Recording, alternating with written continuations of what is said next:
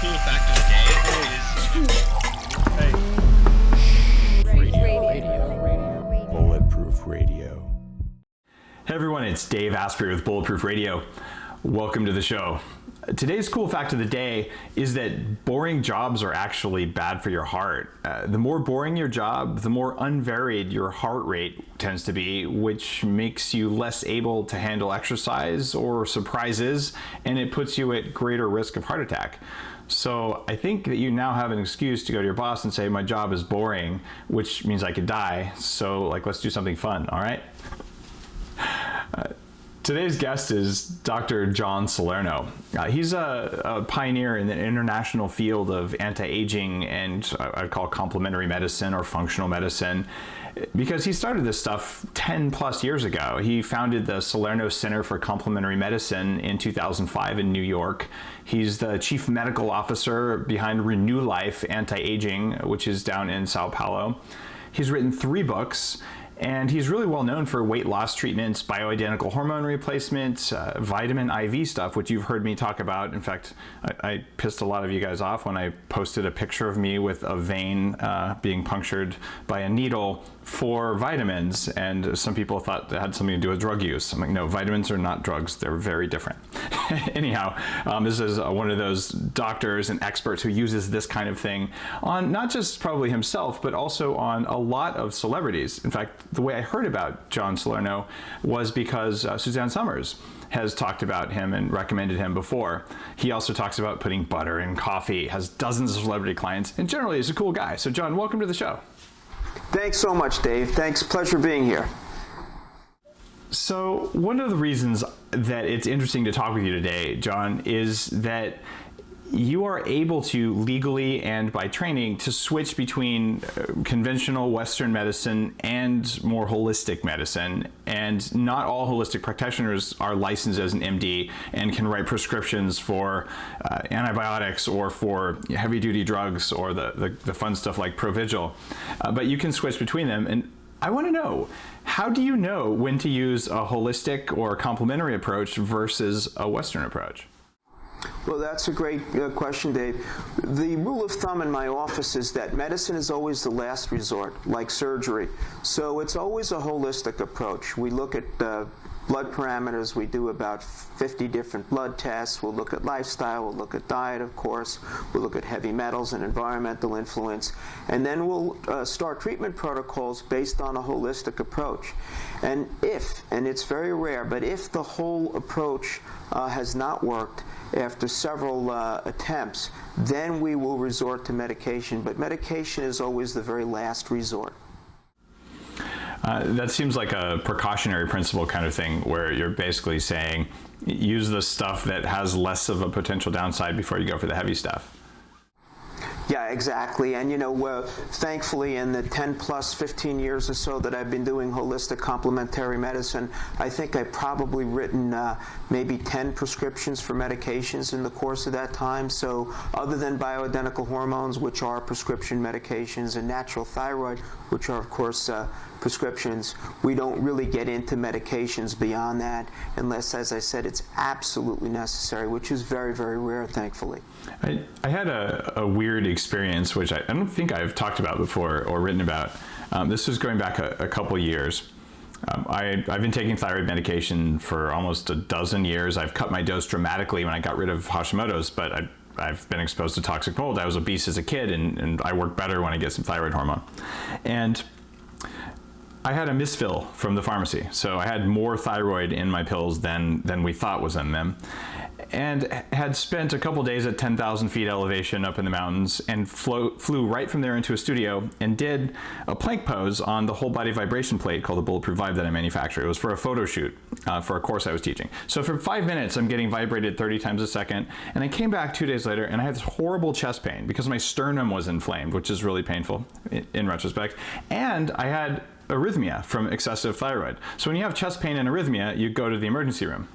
Now, I was feeling pretty wrecked, to be honest. So I go to the emergency room and I'm telling the guy, tell me if I'm having a heart attack, because I shouldn't be having a heart attack, but I'm a little concerned because of these symptoms and I feel like crap. And by the way, I'm getting a migraine because you have horrible fluorescent lights in here and I'm not feeling good. He goes, I don't know what the heck's wrong with you, but let me cure your migraine. And I said, well, how would you do that? And he said, oh, intravenous Imitrex or something. And I'm like, I don't want to use an experimental drug because I have stuff going on with my heart. And he goes, it's not an experimental drug. And my answer to him was, it is for me. Because I don't know what it's going to do to me, right? And his approach was so Western that I was like, why did I even bother going to the emergency room? I should have just, like, I don't know, had some aspirin and gone to sleep or something. But that difference between, hey, let me just hit you with an IV to solve a symptom versus let's figure out why this is happening, it has been a constant source of frustration for me ever since I weighed 300 pounds and had serious brain fog, and my doctor told me vitamin C would kill me. How did you catch on to this change more than a decade before a lot of the people are catching on now? Well, that's a great question. You know, when I first got out of my residency, I was offered a job in Connecticut in an urgent care center. To make a long story short, I was seeing 60 or 70 patients a day, spending about 2 minutes per patient or so, oftentimes giving them 4 or 5 prescriptions. That's all I was taught coming out of medical school. And then 3 or 4 days later, the same patients would come back with symptoms related to the side effects of the medications I gave them. And after 2 or 3 years, I made great money. It was based on how many patients I saw. A light bulb went off and said, you know, there's something so wrong with the system. These patients are coming back. They're asking for more and more medications, having more side effects. They're never better. It's the same group of patients coming in. And I was brought up as a baseball player, and I always thought of myself as taking good care, taking plenty of vitamins since I was 12. And I said, you know what, I need to look at something totally differently than what I was taught in medical school, unfortunately.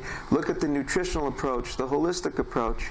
And to make another long story short, I ended up doing the best thing that I probably ever could have done, and that was working with Bob Atkins back in the early 2000s. I started to work at his center, and not only learning the protocols of his diet and vitamins, but his intravenous vitamin protocols, and it was an experience that you couldn't put a price on.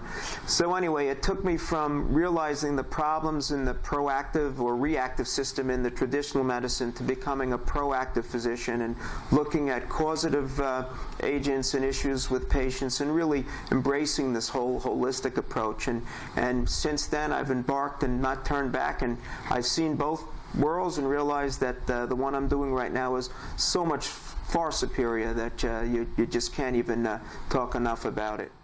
So it was Dr. Atkins directly, his work that influenced you to move early. When I first went on the Atkins diet, this was late 90s, I lost about 50 pounds in 3 months. I mean, it was profound. I still had 50 more to lose. That took several more years of figuring things out that maybe Atkins hadn't learned because we didn't have the biochemistry down yet about types of fatty acids or types of inflammatory proteins like soy. But it was so profound that I was pissed off for about 3 years. Because I was fat my whole life. I was fat as a teenager. I have stretch marks. Why didn't that knowledge come out? And I went and I bought the first edition book from 1972, the year I was born. And I'm like, and I still have it on my shelf. Like, it's a reminder that like the knowledge has always been there, but people ignore it. And because of that, I was fat for more than half my life. So why is this happening? Like you worked with him 15, 20 years after he started writing about this stuff, and you were an early adopter, but why are the rest of the people in the US and Canada and the rest of the world so unaware of his work or your work? Yeah, that's a great question. You know, part of the problem is that funding and studies for this type of work is really not always readily available, as it was not, at least initially, for Atkins. Secondarily, the traditional medical field is very ultra-conservative, and they want to see study after more study, and then studies that don't refute the prior studies. So they're a very ultra-conservative, blinkers-on group that's very difficult to convince. We start to slowly see, after, you're right, it's probably been 40 plus years since Atkins introduced this concept, and we're just embracing it right now, and research is certifying his thoughts and his books. So yeah, it's a very ultra-conservative group, unfortunately, and very reticent for change. They're just not really embracing change rapidly, unfortunately. Hopefully we're both doing a little bit to help people figure out that you don't have to wait in order to see if something works, because you can kind of tell. We have this amazing piece of biofeedback technology. It's a little bit dated, but it's called a mirror. And like, I changed how I ate and my skin looks different and my pants don't fit anymore because they're too big. Like, I'm pretty sure I'm on the right path. Yeah, exactly, and you feel wonderfully. Yeah, absolutely. That's proof of the pudding. Now, in a fairy tale land, we would all just go on a higher fat, lower toxin kind of diet, and magic would happen, and we'd all look like supermodels. But what about some of the other things that you look at, like heavy metals? Like how big of a problem is that? How much do you focus on that? And how often do you find it when you're working with people who want to not just age less, but just perform better? Right. Well, you know, it's interesting, Dave. We pretty much do heavy metal tests on almost all my patients here in New York City at the Salerno Center. We do, and we find, for example, mercury is very prevalent, so is lead and arsenic at very high levels often. And it affects patients in many ways, particularly when we're looking at weight loss. For example, mercury binds with insulin and renders insulin very ineffective. So essentially, you can do a low carb, you can do an Atkins diet, but if your insulin is bound to mercury, it may not budge or move. It's not, it's resistant because of its binding with mercury. So we need to detox these patients before they'll see any improvement. Mercury also affects hormonal systems so that we can have estrogen dominance, and we can see fat depositions where we don't want them to be based on estrogen, for example, to which mercury is bound to. So it's very important to look at heavy metals. We look at that routinely. We detox. We have a very active IV and chelation room. We have actually 2 rooms for detoxing. We have separate IV weight loss protocols, of course, too. But yes, it's very, very important to look at other issues outside of the routine that we're trained to do for diet and weight loss. Now, I had a guest on recently on Bulletproof Radio who talked about the value of hair testing and how you could look at ratios of minerals in hair as an indicator of metals. In my own experience, I've done that. I've also done a 24-hour and 8-hour urine collection after an intravenous challenge protocol. And for people listening, what I'm talking about there is you inject some stuff that makes your body let go of things like mercury and other metals, and it lets go via your bladder. So then you collect all your urine, see how much came out, and that's a good sign that you had the stuff in your body. Do you use hair, or do you use urine, or do you use blood? Like, how do you know if someone has these mystical toxins? Yeah, good question. We do 2 things. We do blood levels, which measure just recent exposure of heavy metals. So that'll tell us if you've been exposed to metals within 2 weeks or so. And then we do a 6-hour heavy metal challenge where we use 2 chelating agents, and we have our patients collect the urine over 6 hours. That will tell us essentially how much body burden of heavy metals there is. So it's basically measuring a lifetime of exposure to heavy metals and how much is actually accumulated in the body. The reason why that's so important is that that's the test that will tell us how aggressive we need to be to get these metals out. So it's the most important test, the urine 6-hour challenge test that we do, and then we compare it to the blood test so that we can determine if it's more of an acute issue or if it's more of a chronic issue related to exposure to heavy metals.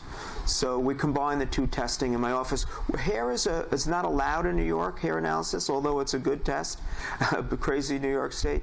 But the hair can only go back to, for example, 12 inches of hair would go back about a year or so of time of exposure. So hair only gives us a time and exposure to the heavy metals based on its length, so it's not terribly accurate for a lifetime exposure to heavy metals. Did you do any work? I know you were involved with the World Trade Center cleanup project crew. Did you do any work on people who were actively exposed to debris and construction dust and things like that, looking at heavy metals? Yeah, good question. Yeah, we continue to see a lot of these patients, unfortunately, that were exposed months and months at a time. The first responders, we see a lot of mixtures of heavy metals. Almost all of them are off the charts with cadmium and arsenic and mercury and lead, unfortunately. Probably other exposures that we can't measure yet in the bloods, but clearly it's a big issue. It's clearly a causative issue related to their health, flows. And those that have been aggressive to detox and do IVs and whatnot are generally those that fare the best. But it's an unfortunate scenario. And yes, I was involved with the cleanup operation and subsequently in my practice testing these patients through the years. So we do see the dramatic amounts of heavy metals that they've been exposed to. How do people feel when they're exposed to toxic metals and they build them up in their bodies? Well, generally, it can range from chronic fatigue to memory issues to brain fog. With mercury, for example, we can see MS and other neurological symptoms. With lead, we can see issues, unfortunately, as time goes on, related to prostate or breast cancers. But generally, the symptoms are chronic fatigue, a lot of cognitive issues with memory and cognition. And those are the initial symptoms that we'll see and allow us to search and test for heavy metals. My experience with metals, and I've done the mercury chelation, I've done intravenous EDTA, DMSA, DMPS, I had reasonably high mercury levels and some cadmium and some lead. And this was more than a decade ago, but I've noticed that there are small changes in performance that come with exposure to metals. It's not like nothing or chronic fatigue, like it's a spectrum. So do you believe, this is what I believe, but I could be wrong and you have more experience in this than I do, so I'm kind of testing my hypothesis with an expert, but that as you add these toxins, like if you were to say on an average day, someone with no toxins doesn't ever drop a word from their memory. But on a day or a week or when their mercury levels hit 1 out of 10, maybe they drop 1 word a day. And when they're 5 out of 10, they drop 4 words a day. Like there's a gradual decline in cognitive performance or physical performance before we hit the, oh my God, I feel crappy all the time. I have chronic fatigue, fibromyalgia, and I'm a zombie. Is it a spectrum, or is it kind of like you can just handle this much and there's just no measurable difference? No, I think you're 100% right. And I think one of the issues that allows patients to get to the point that they'll come and see me or physicians like me is that they've really not been told about heavy metals, and they may have noticed these small changes like you had over time, but they're not aware that they may be related to heavy metals. So by the time they reach the critical mass, it's a very high level cumulatively of mercury or lead, and they'll get to my office and we'll test for it and we'll see that large accumulation that is built over time. If they had learned to recognize early signs and symptoms of toxicity, they would have gotten to their doctor sooner, as perhaps you did, and they would be tested more readily and early so that these symptoms would not escalate. Do you work much with toxic mold exposure as one of the types of toxins that your patients see? Yeah, absolutely. We have an IV protocol for, we call it our detox IV, which really addresses some heavy metals, but mostly toxic mold and exposure to such. We test for it also readily. And it's a big problem. You can imagine here in New York City, a lot of the old apartment buildings, for example, and some of which are over 150 years old, do have a large area of issues related to toxic mold and the symptoms that exist with it. So your detox protocol, that's the one with IV lecithin, phosphatidylcholine, basically?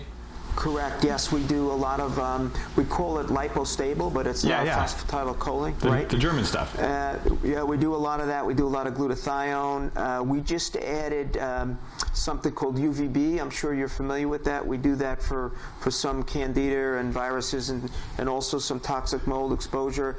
But yeah, our main IV carries not only the vitamin C and the glutathione, but the lipostable, the phosphatidylcholine, which is really very effective.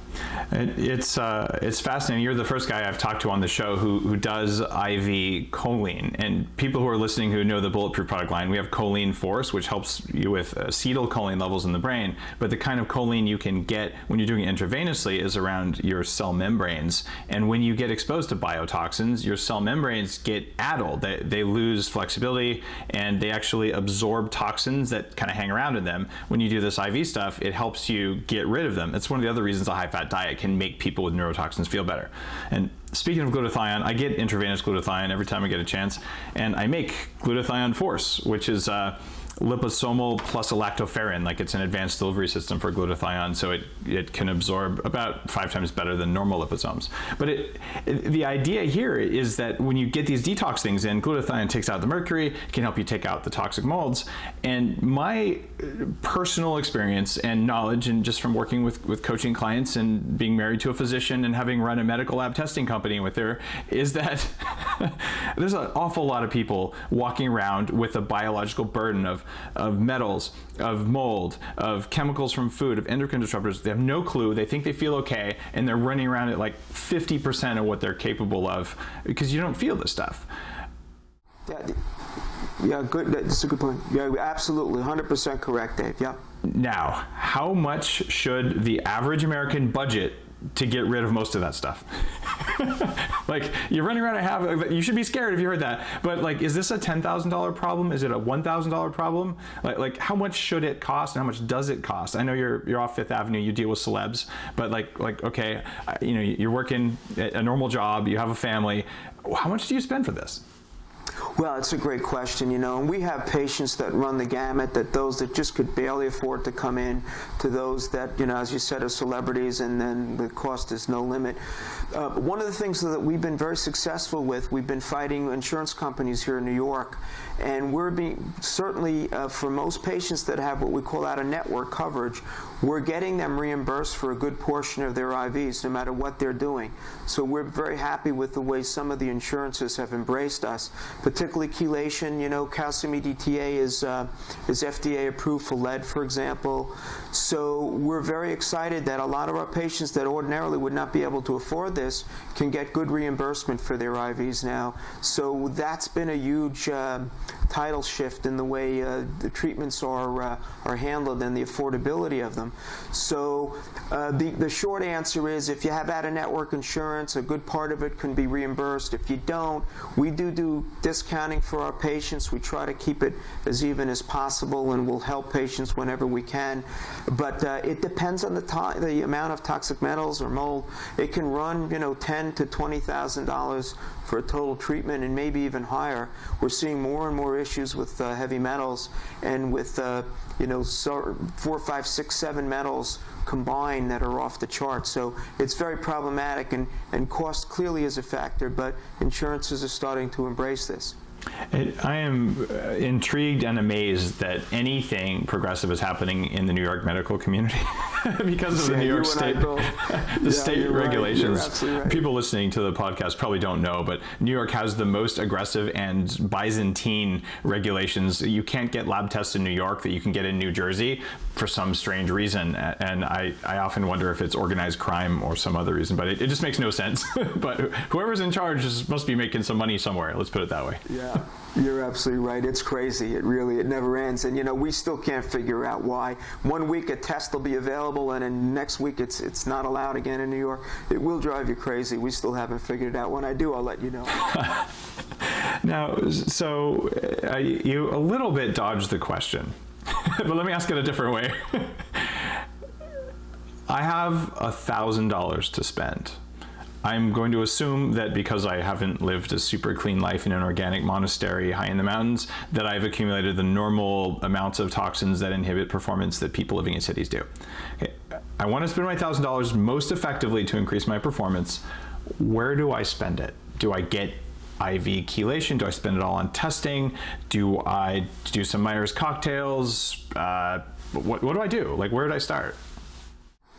Well, I think the first thing, the important thing to do is to spend at least a good part of that on diagnostic workup, so that we can determine, is it a hormone issue?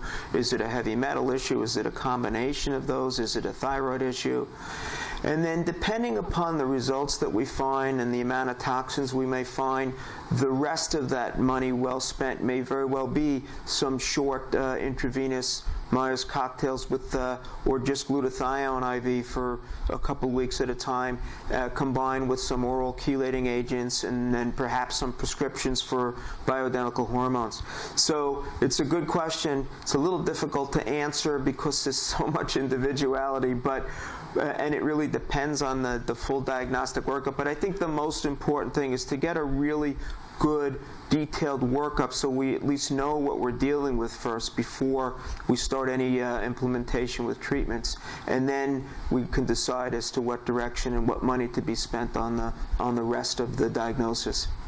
One thing that I've started recommending to clients that I've never talked about on the air is, if you're going to spend $150, $200 at the spa, one time, find a local person who does Myers cocktails and intravenous glutathione, which is going to run about the same amount of money, depending on your city and who you go see. It can be up to $500, but in small towns, I've seen them for $75 or $100.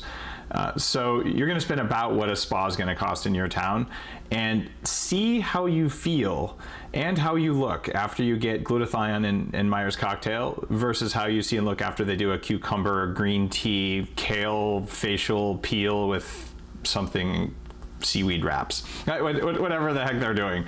But what you'll find is that you look different, your skin glows, but your brain, you're like, this is the best day I've had in a long time. Is that kind of your experience the first time you give someone a Myers cocktail? Like what do they do? Yeah, absolutely. They generally feel quite energized. You're right, their skin will glow. And it's funny, once that happens, they'll tell 3 or 4 friends or colleagues at work, and before you know it, the IV room is packed with friends and then friends of friends. And that's really why these vitamin IV drips have become so popular.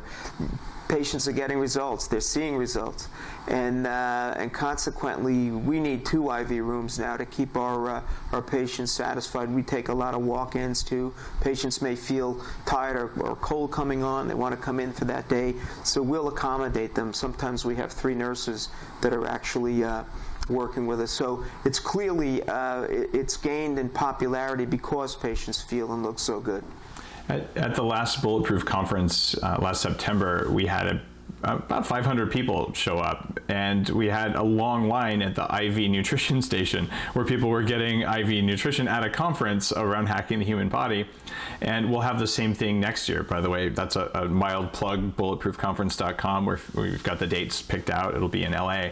But the idea is that a lot of people just never experienced it. And you think, well, I take multivitamins, I'm probably fine. But your liver and your gut filter a lot of those out, and then they don't get into the cells the way they do when you do it intravenously. So I pretty much every 2 weeks on average, I get intravenous nutrition. And it's not because I can't absorb my food or because I don't eat the most nutritious diet I know how to engineer. It's that this is better. Like they go together. So it's a shameless plug for Myers cocktails. And it sounds like you use them pretty heavily. Yes, absolutely. You do something else that's fascinating and something that I've known about for 10 years and that I've done exactly once, mostly because it was hard to find. And that's UVB, or ultraviolet B blood irradiation, which sounds completely wacky. Can you tell our listeners what it is and how and why it works? Yeah, absolutely, Dave. It works, firstly, we take our patient's blood, and we'll take maybe 150 cc's or so of a patient's blood. We'll take it out of their vein. We'll put it into a saline bag, basically, that'll have a little bit of normal saline in the bag. And then we will then run through tubing that blood back through a tube and into an ultraviolet light spectrum, which we usually use UVA and C, even though it's called an ultraviolet B light. Oh, interesting. We find A and C is actually the better spectrum of light. And what that does, it not only will tend to kill off viruses and candida and bacteria, it will also energize white blood cells and red blood cells through the energy that's radiated from the ultraviolet apparatus, and patients will feel more energized. Their candida will come to a halt. Their viruses are often under arrest. I don't know if some of your listeners had seen ultraviolet light, for example, is used in some of these air purifications. Many hospital systems will use it for sterilization of their instruments and apparatus in hospital settings. So the idea came forth from Germany, whereby we were putting they started this probably back in the 40s or 50s, and the concept has just finally, slowly but surely, come to fruition. In fact, I believe New York University Hospital here in New York has won the first UVB light that's being used in a hospital setting, and I believe that is the first, as I said, at least in the States. So it makes clear sense. We see some great results with it. We have patients coming in 2 or 3 times a week sometimes for it, and we're very excited about it. We have it about 6-7 months now. So I've been intrigued by this for a long time, and there's, aside from the direct effect of sterilizing that little bit of blood, but when you re-inject it, other things happen. And one guy, I think it was Dr. Kennel from the Vitamin D Research Council, talked about how UVB in blood causes that blood to make just stupendously high amounts of vitamin D3 and make it in the, quote, natural way that comes from sunlight versus supplementation, which isn't exactly natural because it's not sulfated. Do you think that the vitamin D angle is one of the mechanisms of action for, like, why this sounds kind of, it still sounds wacky to me. You take your blood out and, superhero UV exposure radiation and magically you're better, but it works. I've seen it work lots of times. Is that why, or is there something else going on? Yeah, I think that's clearly some part of it, no doubt. I think the vitamin D aspect and the production of vitamin D definitely has validity to it. I think, too, if you look at the way the ultraviolet light, the energy spectrum of ultraviolet light, particularly what we use A and C, it will actually energize the cell membranes and create energies across the membranes of the cells, particularly red and white blood cells. And I think that's the second mechanism that whereby patients will feel energized, besides, like you said, the sterility effects of the ultraviolet light. So, and there may be some other mechanisms that we're still not quite understanding yet, but that will come to fruition. But clearly we see clinical results with this. One of the other theories, and the one that I'm most excited about, has to do with hacking the mitochondria. Like, you know this, but listeners may not. The mitochondria are the power plants in the cells, and they make ATP, and without mitochondria, you would sort of die because you'd be a lump of things that couldn't do anything. Mitochondria run on electrons, and when you do things like ozone therapy, which is something that I've practiced at home, one of the things that helped me get over toxic mold and Lyme disease, is that it adds an extra electron that helps your mitochondria work, and you can measure it in the ratio of these two things in your mitochondria called NAD and NADH. So if someone tells you have nice NADs, they're actually talking about your mitochondria, nothing else. And now, I haven't seen any evidence for this, but I would bet, given the similarity of ozone and UV therapy, that there's a mitochondrial effect from it, but I've never seen that. And I'm pretty sure that everything that makes people feel better upregulates mitochondria. I don't know if that's a true statement, but it seems like in my own experience, every time you do something to help your mitochondria, everything gets better. Do you focus on any other mitochondria things besides potentially UVB? Like what are the other ways for turning up mitochondrial function that you would practice? Yeah, that's a great question. I have SalernoVitamins.com. We sell a lot of vitamins that are geared towards building up mitochondrial storage and working on that energy component of our cells. We also do NADH as an IV drip aside, and we sell it, of course, on my vitamin lines, but we see great results when we give NADH intravenously, for example. We use coenzyme Q10, for example, through intramuscular injection, besides selling it in our vitamin lines.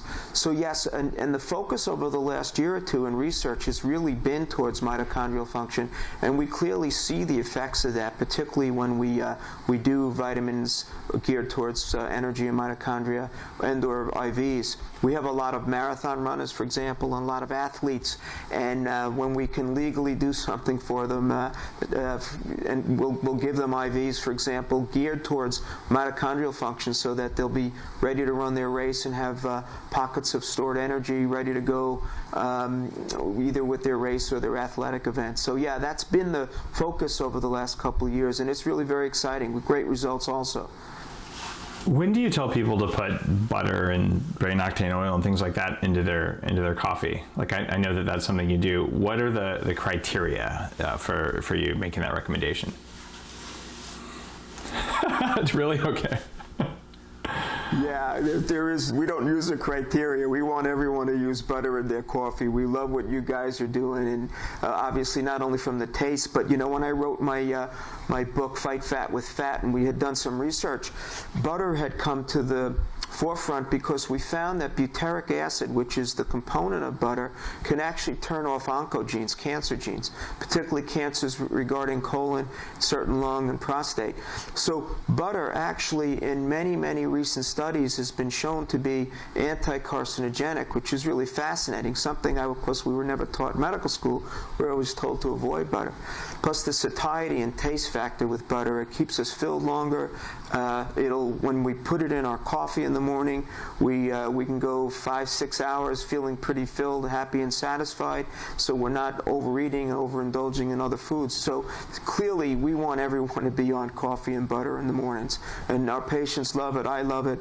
Nothing better, the taste-wise and fulfillment-wise. It's interesting. When I was writing the Bulletproof Diet book, I really dug in on the butyric acid angle and found 2 different studies that talked about what many in the paleo community and all know. It's that if you eat some kind of fiber, vegetables, or starch, then the bacteria in your lower intestine can make butyric acid. So, that's hilarious. That's great. Hooray, we're all going to make butyric acid, which is a very good thing. The only problem is that the 2 studies I found show that when you eat butyric acid, it has a different and beneficial effect on your gut. So the idea is it's not enough to manufacture it in your gut, you got to put it in your mouth. And when you do that, you get the upper GI effects of butyric acid, and you get the brain inflammation modulating effects of butyric acid. So the case for it is so strong, yet you still see people with this look of existential horror, the first time they're putting a tablespoon of butter in their coffee, and they're kind of cringing, and they're looking around like their parents are going to yell at them even though they're 60. But then once you try it, you know what it's like the first day. All of a sudden it happens. Yeah, absolutely. It's just it's remarkable, and I still think the research is ongoing on. We've avoided saturated fats for so long, and now saturated fats are at the forefront for health and health benefits. And I think over the next 4 or 5 years, you will see more and more positive research on the importance of things like butter and butyric acid. I think we're just beginning the tip of the iceberg on the beneficial effects of these saturated fats. Have you ever done an IV with butyric acid in it? No, it's funny. We're trying to get IVs formulated with butyric acid. One of the issues is, and with many fats, it's very hard to get the solution correct so that it can be put into an intravenous. We are able to get it, we think, intramuscularly, but not yet intravenously. Have you heard at all of anyone doing it intravenously? Well, I sign me up to be a guinea pig. Next time I'm in New York, I'll come by. You can stick me full of experimental substances. I live for that stuff. You got it, Dave. Absolutely, anytime. There's a phenylated phenylbutyrate, which has profound effects in multiple sclerosis, and that is available intravenously. And I'm interested in trying it because, as amazing as my biochemistry is today, I still am sensitive to toxic molds. I get large immune responses from it. When I'm exposed, I'm looking for ways to turn myself back on more quickly. When people see the documentary that we just filmed called Moldy, bulletproofexec.com/moldy, you can sign up for the full theatrical release.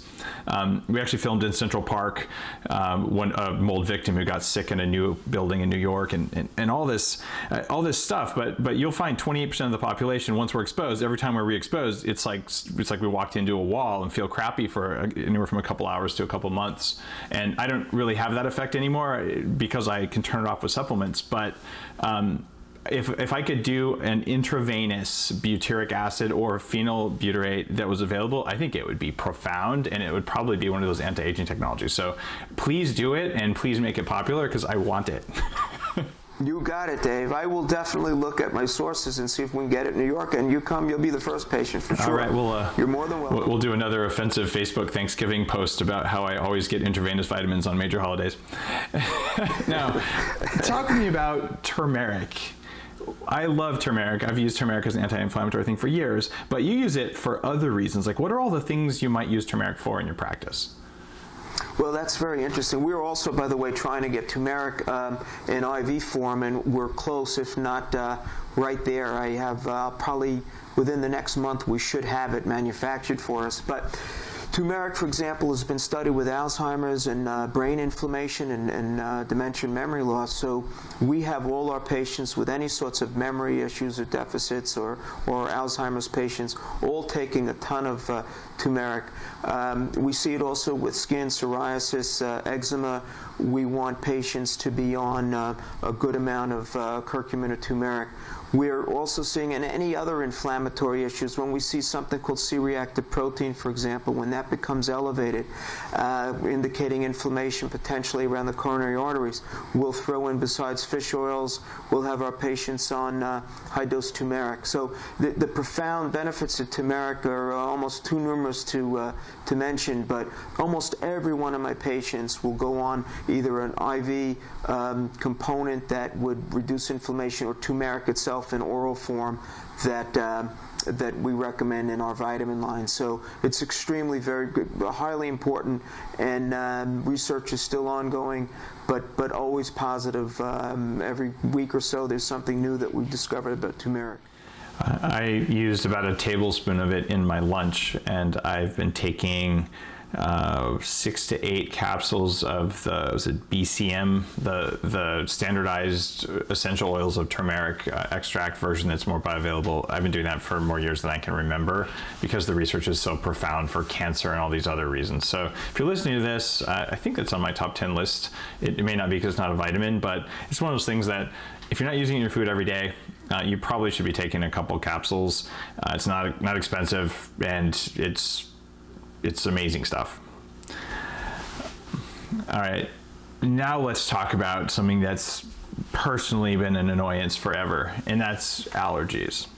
So as a kid, I always had allergies. Turns out I was living in a basement that had toxic mold from water damage behind the paneling in my bedroom, which was part of my allergies, but they can never figure it out. They pricked my skin a million times. I always had really bad hay fever.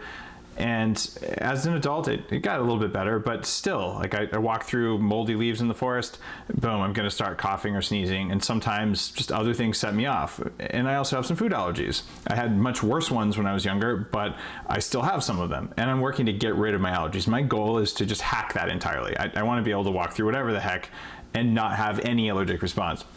How am I going to do that?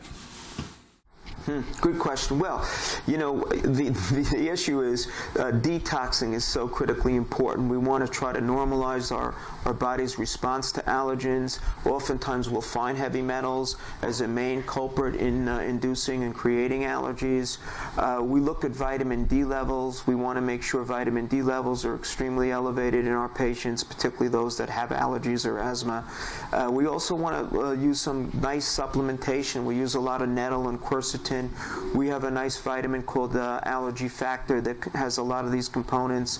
Oftentimes, too, we do IVs again with allergies in mind, with high-dose B12, and we use a lot of glutathione for allergies.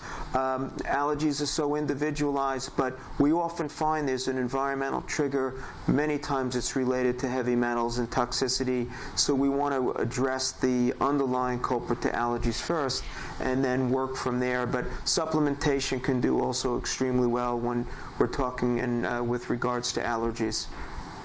That sounds like a lot of work, but I can say that I've reduced my symptoms so profoundly from where they were that I would say I'm 80% of the way there using detoxing and some of the other techniques, and I still find that there's some leftover things that are just plain annoying. So as I make more progress on that, I'll be blogging about that as well, because I'm just kind of fed up with it.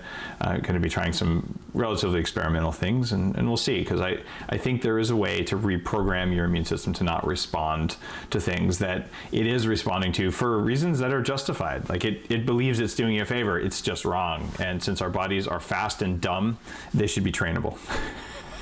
Right, that's a good point. Absolutely. We also look at adrenal function too with allergies, and that has to be addressed typically too, balancing the thyroid and adrenals. But clearly you've made some great progress. That's great. We'll try to, if you come to New York, we'll try to figure out the 20% that's still causing these allergies and responses. By the way, this year, particularly in the Northeast, is a very, very bad allergy season just starting because we had such a horrible winter, and all the flowers and pollen is all at one time germinating. So we're having a horrible allergy season just starting. Yeah, it's one of those things where we aren't good as humans at correlating invisible things with how we feel, because they're invisible, and because the reaction time may be an hour or two or even 48 hours, right? So it's easy if you smell something and you sneeze, but if you smell something you start sneezing 6 hours later, you're probably not going to know unless you're like a crazy event correlation machine like I am. And when you start looking at not just whether you're sneezing, but whether you're kind of a jerk, like your brain was slow and cruddy and you yelled at your kids, and you weren't nice to your boss, and you cut that guy off in traffic and ran the red light, and allergy plays such a big role in those kinds of behaviors, and it seems like it's just not acknowledged. Do you see people's personality changing when they cure their allergies, or are they better people? Are they nicer? Yeah, it's a good question. They generally tend to be a lot nicer. They're not suffering with the sequela and the side effects of the actual allergies, the response to allergens. But it's interesting. We look at something called pregnenolone, which happens to be a mood and a memory hormone. You probably have known or know about it. But for your listeners, pregnenolone is also a nature's steroid. So we also implement a high-dose pregnenolone in our allergy patients. So back to your question, they'll also feel better mood-wise because pregnenolone will reduce the allergens typically, or the allergic response, but because it's a mood and memory hormone mostly from the adrenal glands, they'll actually feel good. So we kind of kill two birds with one stone with that. But generally speaking, patients do tend to be acting better and once their allergies are relieved. But this is going to be a trying year for all of us, particularly here in the Northeast. So would you recommend that people with allergies try pregnenolone, or do they need to get a blood test first to see what their levels are? Yeah, that's a good question. I probably would have them at least get a baseline blood test. We have patients, and again, the lab establishes a norm to which we don't pay a lot of attention to, so we'll base it more on symptoms rather than numbers in the lab test. But we have patients having 8 to 900, 1,000 levels of pregnenolone when the normal range is up to maybe 250 or 300. But they do extremely well. Their allergies are more curtailed, and because their mood and their memory is improved. In fact, we're trying to get pregnenolone also in an IV form, and we're close to doing that. We should have that, I hope, in the next several months. But a very, very important natural hormone that I think particularly those suffering from allergies should pay attention to. That is something that I've not taken for 10 years probably, and pregnenolone is one of those kind of anti-aging pre-hormone things that comes in and out of vogue, but I am unfamiliar with using that for allergies, so it's cool that you're working on that, and I really appreciate that you're working on figuring out ways to do this stuff intravenously. It's one thing to say, take these 30 capsules, one per day, and in a month you might feel better, versus let me just adjust the levels right now and see if you walk out tonight and feel different, because we can feel the effects faster from IVs, and they have deeper effects anyway. So I think it's really cool that you're looking at turmeric and pregnenolone and whatever else you can put in a needle. It is more effective that way, even though it requires a needle. Yeah, that's right, Dave. We've been lucky because we've actually been able to we get green tea now in IV form and resveratrol, red wine extract. So we're making some cool progress on getting a lot of nutrients intravenously. So we'll let you know when we get these, of course. Beautiful. Now we're running up on the end of the show, but there's a question that I've asked every guest except that episode number 66 where I forgot, probably because I didn't take enough aniracetam. But the question is, what would you recommend, based on all of this knowledge and all of the other things you've picked up in your life, for someone who wants to perform better at whatever it is they're here to do? So if you want to kick more ass, do these 3 things first. What are they? I think the first thing I would do is tell them to have coffee in the morning with butter. Truly? I mean, is that really one of your three, or is that just because it's me? That's really one of the, absolutely. It's something I do. It gives me a great kickstart. It keeps my appetite suppressed. My patients love it. So it tends to keep us from eating too much in the morning, you know. So I think that's clearly something that they need to do, and I think they can easily do that. And aside from, of course, recommending vitamins, and there are, you know, the B vitamins and CoQ10 I love, and the mitochondrial vitamins, I would really highly recommend patients to get themselves tested for thyroid dysfunction. It's an epidemic that's unrecognized. We do a TRH test, for example, and we'll find underlying thyroid disease when almost everyone else is saying your thyroid is functional. And that's a clear major issue related to energies and the way we perform at work and with our home lives. And also with that in mind, is get their hormones checked, optimize hormones, optimize the adrenal hormones, optimize testosterone, optimize estrogen and progesterone for females. I think those are the ways that we can improve dramatically on our lives. And also stick to a very low carb diet, keep your calorie count low, and you can do that by doing low carb. So I think if you can combine these 3 or 4 things, you'll and find a good physician in your area that will measure these hormones and replace them as necessary, it will change your life, no doubt. Well, thanks for sharing those points. I always like asking people who've spent more than a decade working with functional medicine and complementary medicine, because you have a menu of things that you know about that's unusual even in complementary medicine. Like, not a lot of people are doing the ultraviolet blood irradiation, as well as some of the other things. So there's hundreds of things you could have answered, but just the off-the-cuff top 3, it's always, I never know what's going to happen. And so I appreciate you sharing that based on a pretty broad spectrum of answers you could have given. So that's cool. Oh, thank you, David. Yeah, it's my pleasure. Where can people find out more about your clinical practice?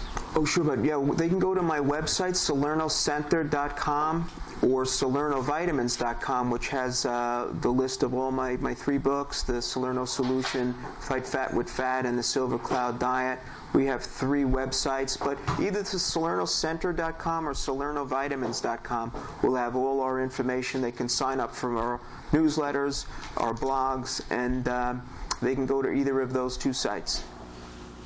Awesome. Thanks for being on Bulletproof Radio. Thank you so much, David. My pleasure, and come visit New York. Definitely will do that. Okay, thanks again. If you enjoyed today's show, I would totally appreciate it if you went out there and checked out bulletproof.com, pick up your next order of Bulletproof coffee, check out Unfair Advantage, crank up those mitochondria, or do something else that's going to make you feel amazing and kick more ass, because, well, that probably makes you a nicer person too, and we all want to live in a world full of nice people. Thanks a lot. See you on the next episode. What if you want to have some protein in the morning, or you actually want to have Bulletproof coffee for lunch? There's an answer for that. Collagen protein is one of the most important proteins in the human body. Your bones are built on a matrix of collagen. Your organs are held together by collagen. Your skin is made out of collagen. Your hair, your nails, even the lining of your arteries, they all rely on collagen for their actual integrity. See the head of foam that's formed on it? This is similar to what you get with a latte. There are actually little bubbles still coming to the surface, just like a freshly steamed latte, but the flavor is something that you wouldn't expect. It is creamier and more delicious than a latte ever has a chance of being.